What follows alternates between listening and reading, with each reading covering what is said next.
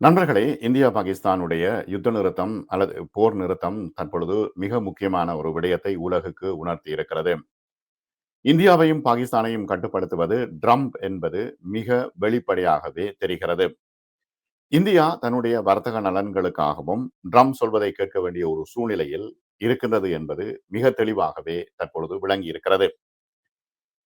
நரேந்திர மோடி அவர்கள் பேசிய பேச்சு தற்பொழுது இந்தியாவிலே மிக பெரும் ஒரு சர்ச்சையை ஏற்படுத்தி இருக்கிறது. காரணம் என்னவெனில், பாகிஸ்தானை அழிப்போம், துடைப்போம், ஒழிப்போம் என்று சொல்லிவிட்டு தற்பொழுது ட்ரம்புக்கு அடிமையாகிவிட்டார் இந்திய பிரதமர் நரேந்திர மோடி என்பது குறித்த விடயங்கள் தான் தற்பொழுது மிக பெரும் பேசு பொருளாக இருக்கிறது. இந்திய பிரதமர் மீதான செல்வாக்கம் தற்பொழுது சரிந்து வருகிறது. பிரதமர் மோடி பேசும்பொழுது, நாம் பாகிஸ்தானை பேச்சுவார்த்தையில் ஈடுபடுத்தினால் பயங்கரவாதம் பற்றியும் பாகிஸ்தான் ஆக்கிரமித்த காஷ்மீர் பற்றியும் மட்டுமே பேசுவோம். அணு ஆயுத மிரட்டலை இனிமேல் பொறுத்துக் கொள்ள முடியாது. தேவைப்படும் போதெல்லாம் எங்கள் பலத்தை நாங்கள் காண்பிப்போம். கடந்த சில நாட்களில் இந்தியா அதை சரியாக செய்தது என்று மோடி தெரிவித்தார். இங்கே முக்கியமான ஒரு விஷயம், அணு ஆயுத மிரட்டலை இனி பொறுத்துக் கொள்ள முடியாது என்று இந்திய பிரதமர் நரேந்திர மோடி குறிப்பிட்டிருக்கின்றார். இதிலே அணு ஆயுத மிரட்டல் பாகிஸ்தானால் விடுக்கப்பட்டிருக்கிறது என்பது மிக தெளிவாக தெரிகிறது. அதுதான் அவருடைய பேச்சிலும் எதிரொலிக்கிறது. மோதல் நிலை தொடர்ந்து நீடித்தது என்று மோடியின் துணிக்கு மாறாக நேற்று ராணுவத்தின் அறிக்கையில் 2 நாடுகளின் டிஜிஎஸ்எம்ஓக்களுக்கு இடையிலான பேச்சுவார்த்தைகள் நேற்று முன்தினம் மாலை 5 மணிக்கு நடைபெற்றதாகவும் 2 தரப்பினரும் துப்பாக்கிச் சூடு நடத்தக்கூடாது அல்லது ஒருவருக்கொருவர் எதிராக எந்த ஒரு ஆக்கிரமிப்பு மற்றும் விரோத நடவடிக்கையும் தொடங்கக்கூடாது என்று உறுதிப்பாட்டை தொடர்வது தொடர்பான பிரச்சனைகள் குறித்து விவாதிக்கப்பட்டதாகவும் ராணுவம் தெரிவிக்கிறது. ஆகவே மோடி வேறு ஒரு விதமாக தெரிவிக்கின்றார். இந்திய ராணுவத்தின் அறிக்கையில் இவ்வாறு தெரிவிக்கப்பட்டிருக்கிறது. எல்லைகள் மற்றும் முன்னோக்கிய பகுதிகளிலிருந்து துருப்புகளை குறைப்பதை உறுதி செய்வதற்கான உடனடி நடவடிக்கைகளை 2 தரப்பினரும் பரிசீலிப்பதாக ராணுவம் சொல்கிறது. ஆகவே ராணுவத்தின் உத்தியோகபூர்வ செய்திகளைத்தான் நாங்கள் இங்கே முக்கியத்துவமாக எடுத்துக்கொள்ள வேண்டும். அரசியல்வாதிகள் இன்று ஒன்று சொல்வார்கள், நாளை இன்னும் ஒன்றை சொல்வார்கள். இன்னும் ஒரு விடயத்தை இங்கே நாம் நோக்க வேண்டிய விஷயம் இருக்கிறது. தற்செயலாக மோடி பேசிக் கொண்டிருக்கும் அதே நேரத்தில் அமெரிக்க அதிபர் டொனால்ட் ட்ரம்ப் மோதல் நிறுத்தப்படும் வரை அமெரிக்கா 2 நாடுகளுடனும் வர்த்தகத்தில் ஈடுபட மாட்டாது என்று இந்தியா மற்றும் பாகிஸ்தானிடம் கூறியதாக அவர் நேரடியாக தெரிவித்து விட்டார். மோதலை எப்ப நிப்பாட்டுறீங்களோ அப்பொழுதுதான் வர்த்தக நடவடிக்கை நடத்தப்படும், இல்லாவிட்டால் வர்த்தக நடவடிக்கை முழுமையாக இழுத்து மூடப்படும் என்று டொனால்ட் ட்ரம்ப் தெளிவாக தெரிவித்திருக்கின்றார். அதனால் தான் இந்த ஆயுத மோதல் முடிவுக்கு வந்ததாக டொனால்ட் ட்ரம்ப் கூறுகின்றார். இதுதான் இந்தியர்களுக்குள்ள பிரச்சனை, இந்திய மீடியாக்களுக்குள்ள பிரச்சனை என்னவெனில், எதை சொல்வது எதை விடுவது என்பது தெரியாமல் தடுமாறிக் கொண்டிருக்கின்றார்கள்.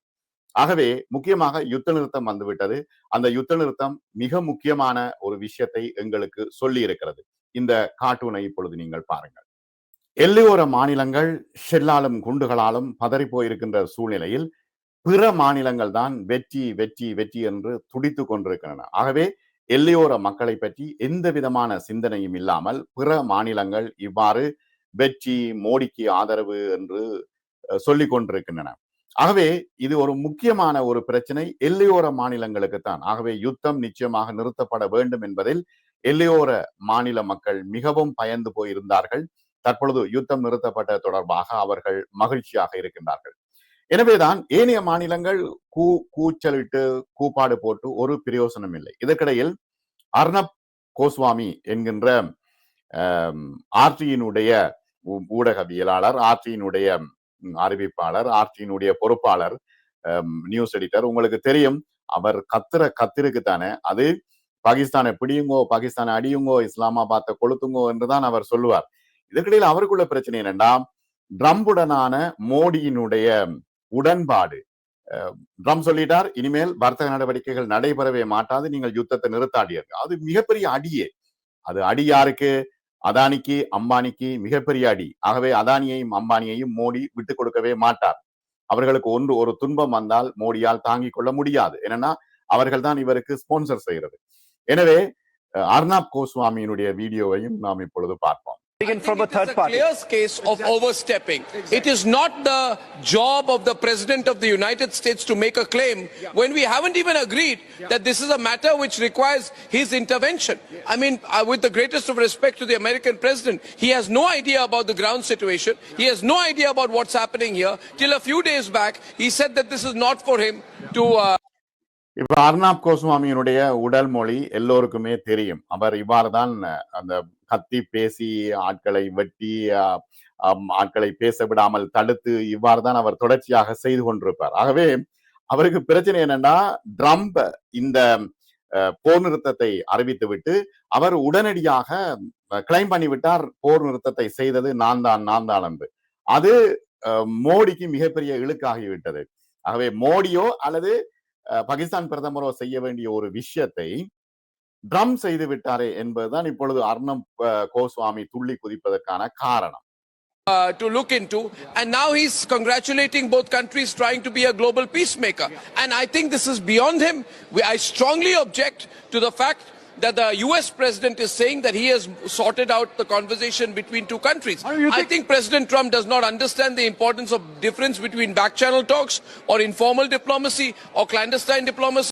சரி, ட்ரம்புக்கு ஒன்றும் தெரியாது, இந்த நிலைமைகள் ஒன்றுமே தெரியாது என்று அவர் குறிப்பிடுகின்றார். ஆனால் பிரச்சனை என்னவெனில், இப்படியே போரை விட்டால் ட்ரம்ப் சொல்லிட்டார், வர்த்தக நடவடிக்கைகள் நடத்தப்பட மாட்டாது, பாகிஸ்தானுக்கு கடன் வழங்கப்பட மாட்டாது என்று ட்ரம்ப் சொல்லிவிட்டார். ஆகவே அவசரமாக இந்த போரை நிறுத்துவதற்கான முக்கியமான காரணம் ட்ரம்ப் என்பதுதான் இங்கே முக்கியமான பிரச்சனை. அதான் மோடியினுடைய நேற்றைய உரையில் கூட அவருக்கு தெளிவாக ஒரு விஷயத்தை அவரால் செய்ய முடியாம போய்விட்டது. ஏதோ ஆபரேஷன் சிந்தூரை நாட்டு மக்களுக்கு அர்ப்பணிக்கிறேன் என்று குறிப்பிட்டிருக்கிறார். இவ்வளவு கொலைகள் விழுந்திருக்கின்றது, அதனை நாட்டு மக்களுக்கு அர்ப்பணிக்கிறேன் என்று அவர் குறிப்பிட்டிருக்கிறார்.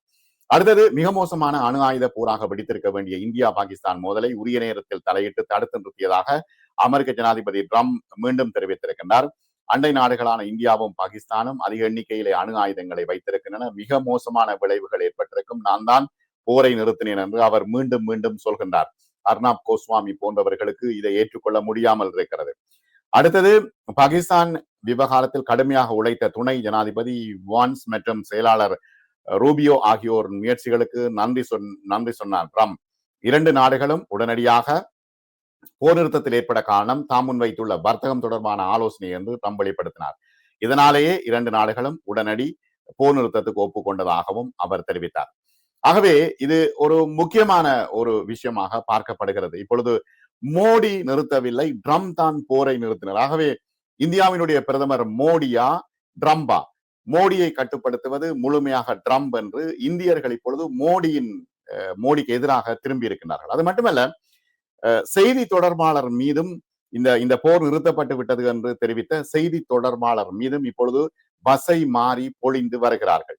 ஆகவே செய்தி தொடர்பாளர் என்ன செய்வார்? அவர் சொல்றதானே செய்வார். ஆகவே அவர் மீதும் வசை மாறி பொழிந்து வருகின்றார்கள். எனவே இந்த போர் நிறுத்தப்பட்டது பலருக்கு கசப்பாக இருக்கிறது. ஆனால் உண்மையிலேயே வியாபாரத்தை காப்பாற்றி இருக்கின்றார். அதானி அம்பானியினுடைய வியாபாரத்தை மோடி காப்பாற்றி இருக்கின்றார். அடுத்த முக்கியமான விஷயம் என்னன்னா, எல்லோரும் கேட்டுக்கொண்டிருக்கிற விஷயம், இந்த சுட்டுட்டு போன தீவிரவாதிகள் எங்கே, ஏன் இந்திய உளவுத்துறையால் பிடிக்க முடியாமல் இருக்கிறது என்று கேட்டுக்கொண்டிருக்கிறார்கள். ஆகவே போர் நின்றாலும் இந்த விஷயங்கள் இன்னும் நிற்கவில்லை. தொடர்ந்து மீடியாக்கள் தொடர்ந்தும் பேசிக்கொண்டே இருக்கின்றன. ஆகவே பிரதமர் மோடி பேசிவிட்டு கிளம்பிவிட்டார். தமிழ் தொலைக்காட்சிகள் என்ன செய்திகள் போட்டன தெரியுமா? போர் நிறுத்தத்தை மீறி ட்ரோன் தாக்குதல், இந்தியா அந்த பாகிஸ்தான் ட்ரோன்கள் தாக்கிவிட்டன என்று தலைப்புச் செய்தியை வெளியிட்டன.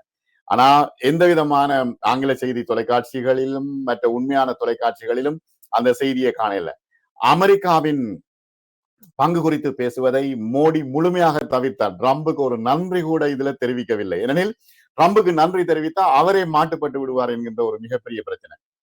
இப்ப போரின் வெற்றி தோல்வி என்பது உயிர்களின் சேதாரத்தையோ பலத்தை வைத்தோ அல்ல. உலக அரங்கில் மொத்தத்தில் உங்களுக்கு கிடைக்கின்ற அந்த முக்கியத்துவத்தை வைத்துத்தான் போரின் வெற்றி தோல்வி. ஆகவே மோடிக்கு இது பெரிய ஒரு தோல்வியாகவே பார்க்கப்படுகிறது. உண்மையில் பிஜேபியும் RSSம் பாகிஸ்தானில் அணுக்கதிர்வீச்சு ஏற்படும் அளவுக்கு இந்தியா தாக்குதல் நடத்தியதாக சொல்கின்றார்கள். ஆனால் அப்படி ஒரு சம்பவம் நடந்ததற்கான தகவல் எங்குமே இல்லை. யார் முதலில் அமெரிக்க மத்தியஸ்தத்துக்கு கோரிக்கை அனுப்பினார்கள் என்பது கூட தெளிவாக இல்லை. அங்கே பாகிஸ்தான் பிரதமர் வரலாறு படைத்ததாக அங்கே சொல்கின்றார், இங்கே இந்திய பிரதமர் வரலாறு படைத்ததாக சொல்கின்றார். இந்த இடத்துல சர்வதேச சந்தையில சீனாவின் J10 தயாரிப்பு நிறுவனத்தின் பங்குகள் 40% உயர்ந்திருக்கின்றன. பிரான்சினுடைய ரஃபேல் பங்குகள் சரிந்திருக்கின்றன. இந்தியா பாகிஸ்தான் சண்டையிலே சீனா தான் வெற்றி பெற்றிருக்கிறது என்று இப்பொழுது கேலி செய்து கொண்டிருக்கின்றார்கள். இந்த இடத்துல முக்கியமான ஒரு விஷயத்தை நாங்கள் பார்க்க வேண்டும். சரி, அணு ஆயுத கிடங்கு சர்கோதா மாவட்டம் கிரானா ஹில்ஸ் மலை பகுதியில் உள்ள குகைகளில் உள்ள பாகிஸ்தானின் அணு ஆயுத கிடங்கு மீது தாக்குதல் நடத்தியதாக செய்திகள் வந்த வண்ணம் இருந்தன. உண்மையிலே நாங்கள் ராணுவத்தின் செய்தியைத்தான் நம்ப வேண்டும். இந்த இந்த எல்லா ஏஐல பரவுறாங்க செய்திய. ஆனா மிகப்பெரிய பிரச்சனை என்னன்னா, மக்களுக்கு மூளை குழப்பமாகிவிடும். எந்த செய்தியை பார்ப்பது, எந்த செய்தியை விடுவது, எது உண்மை எது பொய் என்று பொதுமக்களுக்கு தெரியாது. இந்த செய்தியை பாருங்க. பாகிஸ்தானின் பஞ்சாப் மாவட்டம், சர்கோதா மாவட்டம், கிரானா ஹில்ஸ் பகுதியில் உள்ள குகைகளில் பாகிஸ்தான் அணு ஆயுதம் சேமித்து வைத்திருப்பதாக நம்பப்படுகிறது. இந்நிலையில் ஆபரேஷன் சிந்தூர் நடவடிக்கையின் பொழுது கிரானா ஹில்ஸ் பகுதியில் தாக்குதல் நடத்தப்பட்டதாகவும் இதன் காரணமாகவே பாகிஸ்தான் போர் நிறுத்தத்துக்கு முன் வந்ததாகவும் சமூக ஊடகங்களில் செய்தி பரவியது. இது குறித்து செய்தியாளர்களின் கேள்விக்கு ஏர் மார்ஷல் AK பாரதி அளித்த பதிலிலே, கிரானா ஹில்ஸ் பகுதியில் அணு ஆயுதங்கள் இருப்பதாக எங்களிடம் கூறியதற்கு நன்றி என்று பத்திரிகையாளர்களை பார்த்து சொன்னார். அது பற்றி எங்களுக்கு எதுவும் தெரியாது. கிரானா ஹில்ஸ் பகுதியில் என்ன இருந்தாலும் சரி, அந்த பகுதியை நாங்கள் தாக்கவில்லை என்று AK Bharathi, air marshal AK Bharathi தெரிவித்திருக்கிறார். ஆனால் இந்த செய்தி வெளியில வராது. ஏஐ செய்திகள் தான் வெளியில் வரக்கூடிய, ஏஐயில் உருவாக்கிய செய்திகள் தான் வெளியில் வரக்கூடிய மிகப்பெரிய இக்கட்டான ஒரு நிலைமை இருக்கிறது. ஆகவே நிச்சயமாக இந்த யுத்தம் ஒரு முடிவுக்கு வந்துவிட்டது என்பது எல்லோருக்கும் மகிழ்ச்சியான ஒரு விஷயம். ஆனால் இந்த தாக்குதலில் பல ரகசியங்கள் ஒளிந்திருக்கின்றன. இப்ப ஏன் இந்த தாக்குதலை, ஆபரேஷன் சிந்தூர் என்ற தாக்குதலை பிரதமர் மோடியும் அவருடைய அரசியல் கூட்டாளிகளான அமித்ஷா, ராஜ்நாத் சிங் போன்றவர்களும் ஏன் ஏற்படுத்தினார்கள் என்பது ஒரு மிகப்பெரிய பிரச்சனை. ஆனால் முக்கியமான ஒரு விஷயம் என்னன்னா, பாகிஸ்தான் ஏவிய ஏவுகணைகளை அழிக்க இந்திய ராணுவம் பயன்படுத்திய S-400 என்ற ஏவுகணை தடுப்பு ரஷ்ய தயாரிப்பா என்று சர்வதேச ஊடகங்கள் அமெரிக்க பென்டகன் முன்னாள் அதிகாரியிடம் கேட்ட பொழுது அவர் அதை பாராட்டி இருக்கிறார். ரஷ்யாவை பாராட்டி இருக்கிறார். இப்ப ரஷ்யாவோடு அமெரிக்கா ஒரு இணக்கமான நிலைமையை கையாண்டு வருகிறது. இந்த பின்னணியில் சீனாவின் HQ-9 வான்வழி பாதுகாப்பு முறைமை, defence system, air defence system பாகிஸ்தான்ல பயன்பாட்டில் இருக்கிறது. இதனை தங்களுக்குள்ள வழங்குமாறு சீனாவிடம் 2015 பாகிஸ்தான் கோரியிருக்கிறது. அதன் காரணத்தினால் சீனா பாகிஸ்தானுக்கு என்று 5 ஆண்டுகளுக்கு முன்னர் தனியாக ஒன்றை தயாரித்து வழங்கியது. HQ-9B வான்வழி பாதுகாப்பு முறைமை என்ற பெயர் கொண்ட இந்த ஆயுதம் மிக முக்கியமாக இந்த யுத்தத்திலே பயன்படுத்தப்பட்டிருக்கிறது. அதுதான் கிட்டத்தட்ட 5 போர் விமானங்களை சுட்டு வீழ்த்தி இருப்பதாக தெரிவிக்கப்படுகிறது. இப்ப என்ன பிரச்சனைன்னா, இந்த போர் விமானங்கள் சுட்டு வீழ்த்தப்பட்ட விஷயம் தொடர்பாக சிலர் குறிப்பிடுகின்றார்கள் இந்திய எல்லைக்குள் விழுந்து விட்டது என்று, சிலர் குறிப்பிடுகின்றார்கள் பாகிஸ்தான் எல்லைக்குள் விழுந்து விட்டது என்று. ஆனால் யாருமே இன்னும் சரியான எவிடன்ஸை வெளியில் தரவில்லை.